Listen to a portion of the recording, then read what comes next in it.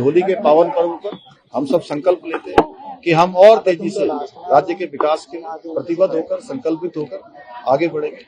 विकास को समाज के अंतिम छोर में बैठे हुए व्यक्ति तक, रहने वाले व्यक्ति तक पहुंचाने का काम करेंगे। जब तक अंतिम छोर का विकास नहीं होगा तब तक हम लोग चैन से नहीं बैठेंगे, शांति से नहीं बैठेंगे, लगातार काम करेंगे।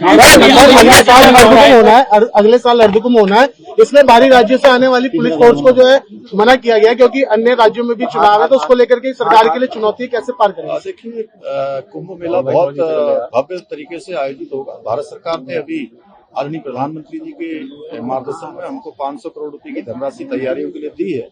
राज्य का प्रशासन, हमारा मेला प्रशासन, जिला प्रशासन बहुत तेजी से हम लोग मेले की तैयारी कर रहे हैं। सभी व्यवस्थाएं सुनिश्चित होंगी और सभी का क्रम बनेगा। हम भारत सरकार से भी निवेदन करेंगे जहां पर जैसी आवश्यकता। गृह मंत्री जी 7 तारीख को यहाँ आ रहे हैं और उनके ध्यान में सारी बातें हैं। उनके मार्गदर्शन में, माननीय प्रधानमंत्री जी के मार्गदर्शन में हम मेले को बहुत भव्य स्वरूप देंगे।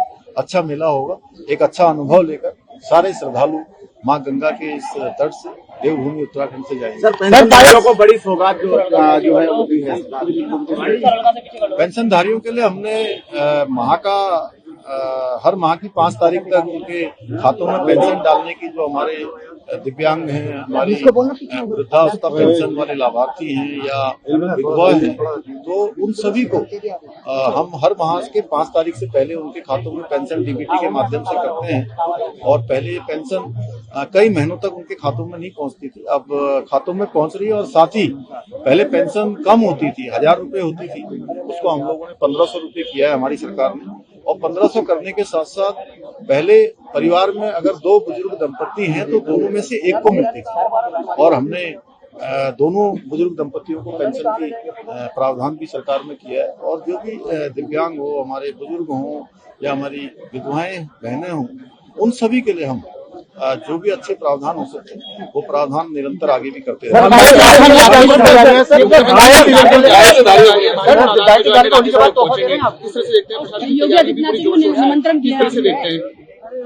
देखिए, 4 धाम यात्रा हमारे राज्य के लिए बहुत महत्वपूर्ण यात्रा होती है। वो पूरी तरह से राज्य की लाइफ लाइन है। उससे हमारा पूरा यहाँ का व्यवसाय चलता है, तमाम प्रकार की आजीविकाएं चलती है, साल भर का काम चलता है। और एक अच्छा राज्य के लिए राजस्व की दृष्टि से भी बहुत महत्वपूर्ण होती है। तो वो यात्रा हर दृष्टि से अच्छी हो, उसके लिए 2025 की जब यात्रा समाप्त हुई थी, उसके समाप्त होते ही हमने नई यात्रा की तैयारियां प्रारंभ कर दी थी।